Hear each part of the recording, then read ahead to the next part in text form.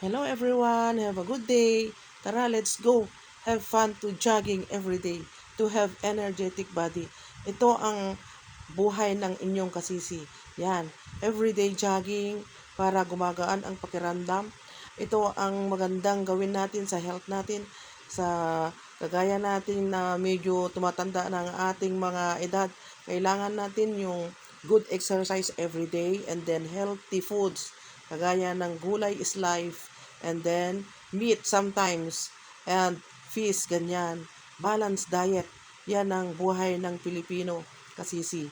Kaya dapat gusto natin na healthy ang ating pangakatawan sa araw-araw at malayo tayo sa sakit. Ganito ang gawin natin. Kumain tayo ng healthy foods and then exercise para mailabas natin sa pamamagitan ng pawis, mailabas natin lahat yung mga calories na nakuha natin sa ating kinain araw-araw. Ito ang good exercise na ginagawa natin sa araw-araw mga kasisi. Kaya halina kayo, tara let's go, samahan nyo ako.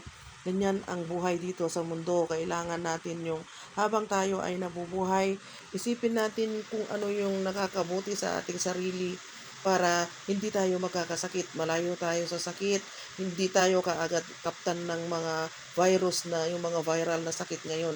Kaya yung ating kinain na fatty foods, ganyan, mailabas natin yan sa pamamagitan ng pagpapawis.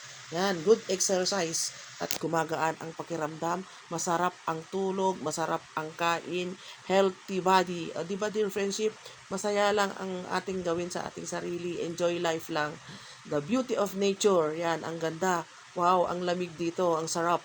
Parang hindi ko nararamdaman ang init dahil ang lamig dito, ang sarap ng mag-jogging. Slow jogging lang din friendship.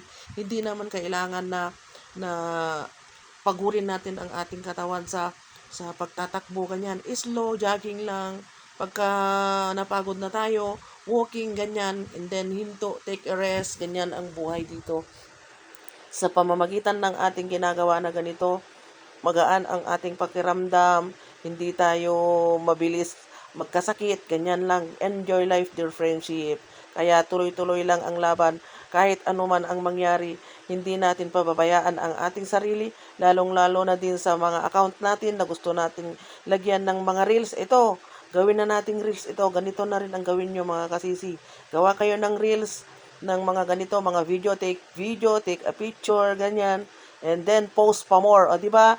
I-post natin sa YouTube natin or sa Facebook account natin kung ano man yan yung mga account natin na ating ginawa. Tara, let's go.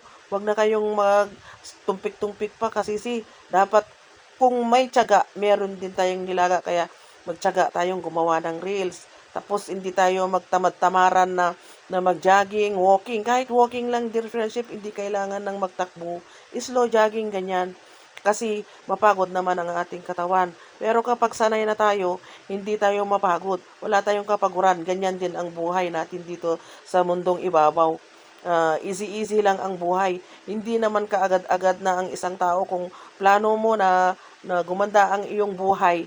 Gawin mo lahat kung ano yung nakakabuti sa iyong sarili para habang ikaw ay nag-iisip ng magandang idea tungkol sa buhay na ating kinaroonan ngayon, kailangan natin isipin natin lahat yung mabuting ating ginagawa, and then yung mga reels natin na ginawa na branded content ganyan.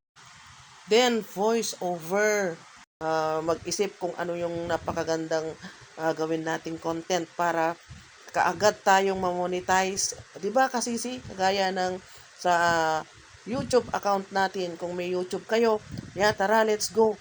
Post ng reels kasi kahit na hindi pa tayo na monetize, at least may darating din yung pagkakataon na makamit natin lahat ng ating mga pangarap. Hindi naman kaagad-agad yan kasi 'di ba? Maghintay-hintay tayo para kung ano man yung ibibigay ng Panginoon ng ating kapalaran, yan darating din yan. Kaya huwag tayong mawalan ng pag-asa. O di ba, habang may buhay may pag-asa, di ba? Kaya enjoy lang natin ang buhay natin kasi huwag nating pabayaan ang ating health. Importante yan kasi pagka nagkasakit na tayo, wala na. Hindi na tayo makagawa ng gusto nating gawin. Kahit mahirap ang ating buhay, Basta healthy lang tayo, enjoy life lang tayo kasi hindi naman kailangan na sobrang yaman. Kung kahit na marami kang pera, kung magkakasakit ka naman, di ba? So, ang gawin natin kasi gawin natin yung healthy lifestyle para sa ating sarili. At gusto natin na palagi tayong masaya kahit na mahirap tayo. Basta kain tayo ng tamang oras, ganyan, and then with exercise, masarap ang buhay, di ba? Enjoy life dahil pagka magkasakit ka, kahit na marami kang pera, kung palagi ka din nagkakasakit, wala din yan kwenta, kaya hindi ka rin masaya. Kaya, ang importante dito sa mundong ibabaw, yung masaya tayo, healthy tayo, kahit na hindi tayong karamihan ng pera, at masayang pamilya, yan ang magandang buhay. Enjoy life, dear friendship. Have a good day. Please like, comment, and share. Good luck, everyone. I love you all. Take care always. Have a good day.